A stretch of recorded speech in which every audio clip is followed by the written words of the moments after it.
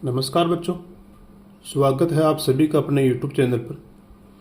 आज की इस क्लास में अपन पढ़ने वाले हैं प्रश्नावली 4.2 के बारे में। ये प्रश्नावली पढ़ने से पहले अपन कुछ बिंदु पढ़ते हैं। देखो, इस प्रश्नावली में अपन पढ़ेंगे रैखिक समीकरण के हल। तो ये हल क्या होता है? तो देखो, आपने देखा एक चर वाले प्रत्येक रैखिक समीकरण का एक अद्वितीय हल होता है।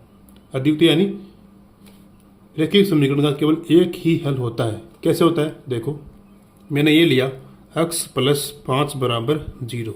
ये एक रैखिक समीकरण है, क्योंकि रैखिक समीकरण की घात हमेशा एक होती है और चर भी इसमें एक होता है। इसका अपन मान निकालेंगे तो क्या करेंगे? 5 को उधर बचेंगे, यहाँ प्लस का है, उधर क्या है तो माइनस का 5।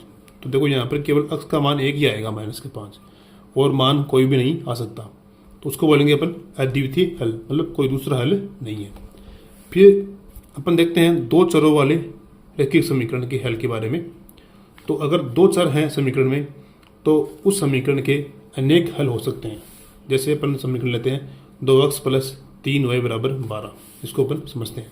2x + 3y = 12। ये एक समीकरण है दो चर में, एक चर x है, एक चर y है। तो यहाँ पर इसके जो हल हैं वो अपरिमित रूप से अनेक हल हो सकते हैं, एक से अधिक हल हो सकते हैं। कैसे?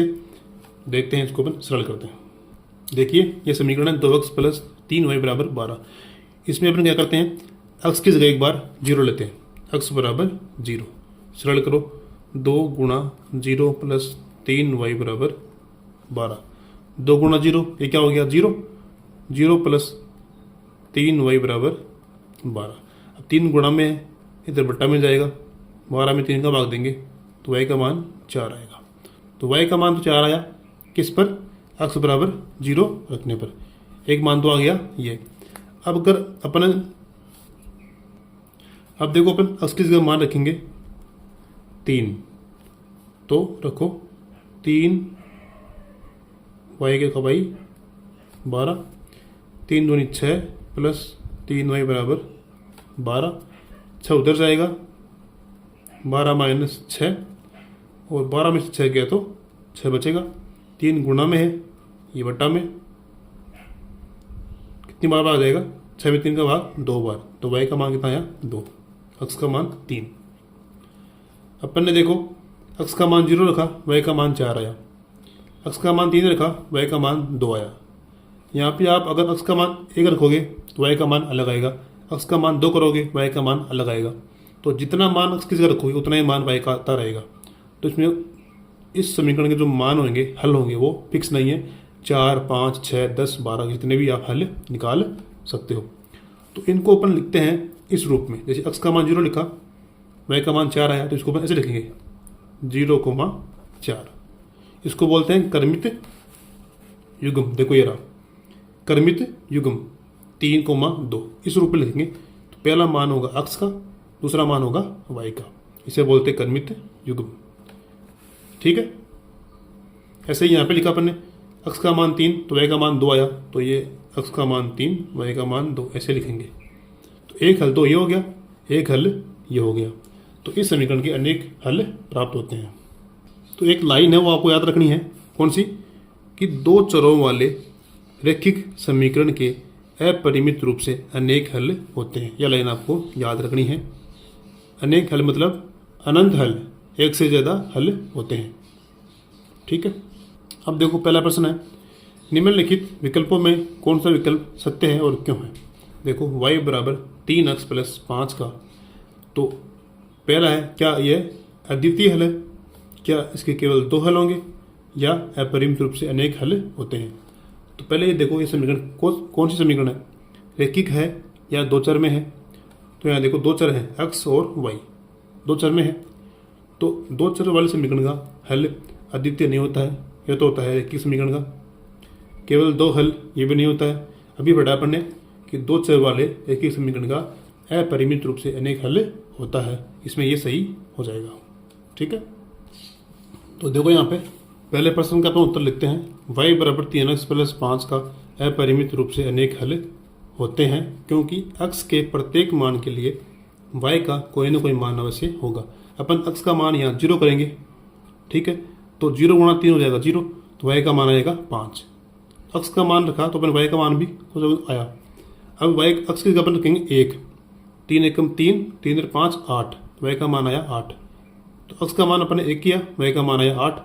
तो ऐसे अपन अक्स का मान रखते हैं तो y का भी कोई ना कोई मान प्राप्त होता है। तो इस प्रकार से इसके अपरिमित रूप से अनेक हल होते हैं। अब देखो क्वेश्चन नंबर 2 है, निम्नलिखित समीकरणों में से प्रत्येक समीकरण के 4 हल लिखिए।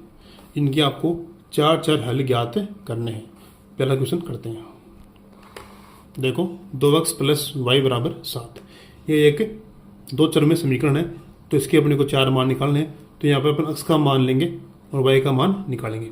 तो यहाँ पर अपन x बराबर 0 रखते हैं। x बराबर 0 रखने पर देखो 2 गुणा x की जगह 0 प्लस y बराबर 7। 2 गुणा 0 क्या हो गया 0, y का मान देखो 2 गुणा 0 0 हो गया, y बराबर 7। इसका मतलब y का मान क्या आ गया 7 आ गया। एक मान तो ये हो गया।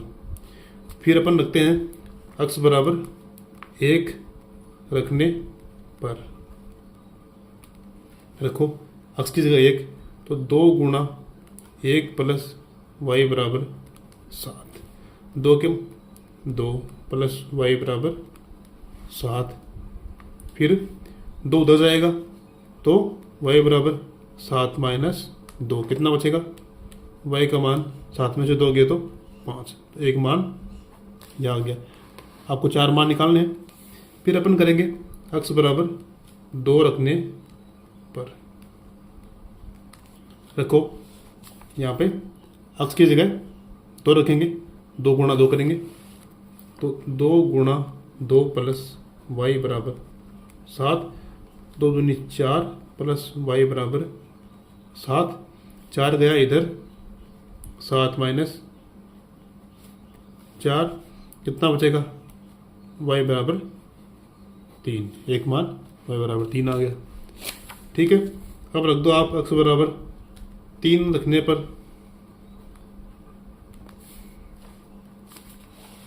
यहाँ देखो x की जगह 3 करेंगे, 3 दूनी 6, 6 उधर जाएगा, ऐसे करो 2 गुणा 3 प्लस y बराबर 7, 2 तिया 6 प्लस y बराबर 7, 6 को उधर भेजेंगे, 7 माइनस 6 कितना बचेगा, y बराबर 1 बचेगा। एक मान ये हो गया। कितने मान आ गए, 4 मान आ गए अपने पास। x बराबर 0 पर x बराबर 1, x बराबर 2, x बराबर 3। अब अतः समीकरण के 4 हल कैसे लिखेंगे, कोष्टक में लिखना है। बताया था ना अभी क्रमित युग्म होता है, पहले मान आएगा x का, फिर मान आएगा y का, तो ये हो जाएगा 0,7। तो एक मान हो गया 0,7। दूसरा x बराबर 1 किया, y का मान 5 आया, तो 1 और 5। x बराबर 2, y का मान 3, 2,3। x बराबर 3, y बराबर 1, x बराबर 3, y बराबर 1। ये आपका आंसर। पहले मान x का है, दूसरा मान y का है। ठीक है। नेक्स्ट है पाई x प्लस वाई बराबर 9। तो वैसे ही करना है, x बराबर 0 रखने पर, तो रखो इसमें पाई गुणा x की जगह 0 प्लस y बराबर 9। तो पाई गुणा 0 ये तो हो गया 0, क्या बच गया आपके पास, y बराबर 9। x बराबर 0 पे y बराबर 9। अब रखो आप x बराबर 1 रखने पर, तो रखो पाई गुणा 1 प्लस y बराबर 9। ये हो गया पाई गुणा 1 हो गया पाई प्लस y बराबर 9। पाई को उधर भेज देना, तो y का मान आ गया 9 माइनस पाई। एक मान आ गया 9 माइनस पाई। अब अपन x बराबर 2 रखते हैं, तो रखो पाई गुणा 2 प्लस y बराबर 9। पाई गुणा 2 हो गया 2 पाई, 2 पाई प्लस y बराबर 9। ठीक है। 2 पाई उधर भेज देंगे, तो 9 माइनस 2 पाई। जरूरी नहीं है आप ये मान रखो 0 1 2, आप -1 -2 4 और 5 कुछ भी रख सकते हो, मान की कोई फिक्स नहीं है। फिर अपन x बराबर 3 रखते हैं तो क्या आ जाएगा, पाई गुणा 3 प्लस y बराबर 9। पाई गुणा 3 हो गया 3 पाई प्लस y बराबर 9, और अपन 3 पाई को उधर भेज देंगे तो 9 माइनस का 3 पाई। आगे 4 मान। अब देखो होता है समीकरण के 4 हल। तो अपन ने शुरू में रखा x की जगह 0, तो y का मान आया 9, एक मान तो ये हो गया। फिर रखा अपन ने x की जगह 1, y का मान क्या आया 9 माइनस के पाई। फिर अपन ने रखा x की जगह 2, y का मान आया 9 माइनस 2 पाई। फिर y की जगह रखा x की जगह 3, y का मान क्या आया 9 माइनस 3 पाई। 1 2 3 4 ये मान हो गए, ठीक है। नेक्स्ट है x बराबर 4y। देखो अपन ने पीछे वाले क्वेश्चन में x की जगह मान रखा था, आप y की जगह मान भी रख सकते हो, आपको जैसे सरल लगे। तो अपन यहाँ पे y का मान रखेंगे 1, तो सीधा आ जाएगा x बराबर 4, y का मान 0, x बराबर 0। क्योंकि अगर अपन x की जगह रखेंगे फिर अपने को y का मान निकालने के लिए 4 का भाग लगाना पड़ेगा, तो वो वैसे कठिन काम हो जाएगा। तो यहाँ पर y बराबर आप 0 रखो, y बराबर 0 रखने पर तो क्या आएगा, x बराबर 4 गुणा y की जगह 0, ये क्या हो गया, x का मान 0 आ गया। x का मान 0, y का मान भी 0, ठीक है। फिर अपन करते हैं y बराबर 1, y बराबर 1 रखने पर x बराबर y की जगह 1, तो ये हो गया 4 एकम 4। फिर y बराबर 2 रखने पर x बराबर 4 गुणा 2, तो आ गया आपके पास x का मान 8। फिर रखो आप y बराबर, माइनस भी ले सकते हो, चलो ले लो, y बराबर माइनस का 1, x बराबर 4 गुणा y की जगह माइनस का 1, तो 4 एकम 4 माइनस का 4। तो अपने पास 4 मान आ गए, तो चारों मान लिख दो। अतः समीकरण के 4 हल कौन कौन से हैं देखना। पहले मान आएगा x का, फिर मान y का। तो x का मान पहले 0 है, तो y का मान भी 0। फिर x का मान कितना आया 4, y का मान 1, x का मान 8, y का मान 2, x का मान माइनस का 4, y का मान माइनस का 1, ये आपका आंसर। तो ये मान आप अलग अलग भी ले सकते हो, जरूरी नहीं यही मान लो, ठीक है। और x की जगह भी रख सकते हो, y की जगह भी रख सकते हो। देखो नेक्स्ट है क्वेश्चन नंबर 3। बताइए कि निम्नलिखित हलों में कौन कौन समीकरण x माइनस 2y बराबर 4 के हल है, कौन कौन हल नहीं है। देखो इसमें 0 और 2 तो ये क्रमित युग्म के रूप में है। पहला मान 0 का, इसका x का है, दूसरा मान y का है, ये भी x का, ये y का। तो अपन इस समीकरण में x और y की जगह ये मान रखेंगे, और अगर ये मान रखने के बाद में दोनों पक्ष बराबर आ जाएं, बायां पक्ष बराबर दायां पक्ष, तब तो ये इसका हल होगा, अन्यथा नहीं होगा, ठीक है। देखो पहला क्वेश्चन है 0 और 2, तो इसमें ये तो किसका मान है x का, ये है y का, यहाँ रख देंगे समीकरण में। x की जगह 0, 2 गुणा y की जगह 2 बराबर 4। तो देखो माइनस 2 दूनी 4 बराबर 4, दोनों बराबर नहीं आए तो 0,2 इस समीकरण का हल नहीं है। तो अतः 0,2 समीकरण x माइनस 2y बराबर 4 का हल नहीं है। बराबर आएगा तभी उसका हल होगा। नेक्स्ट है x माइनस 2y बराबर 4 समीकरण तो वही है, मान है 2,0, तो ये मान x का है, ये मान y का, इसमें रख दो।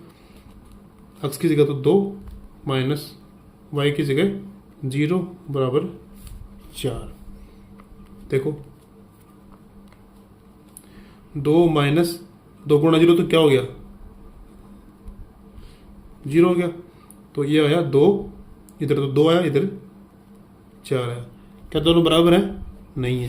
इसका मतलब 2 और 0 भी इसका हल नहीं है। अतः 2,0 समीकरण का हल नहीं है। नेक्स्ट है क्वेश्चन नंबर 3। अब की बार मान दिया आपको 4,0, तो ये मान x का है, ये मान y का है। समीकरण में रखो, x की जगह 4 - 2, y की जगह 0 बराबर 4, 4 - 2 × 0, 0 बराबर 4। तो ये क्या आ गया? देखो इधर 4 - 0, ये 4 बराबर में भी 4, दोनों भाग बराबर हैं। इसका मतलब 4 और 0 इस समीकरण का हल है। अतः 4,0 समीकरण x - 2y बराबर 4 का हल होगा। नेक्स्ट है √2, 4√2। तो पहला मान तो किसका है? x का। ये मान है y का, इसमें रखेंगे। देखते हैं दोनों भाग बराबर आते हैं नहीं आते।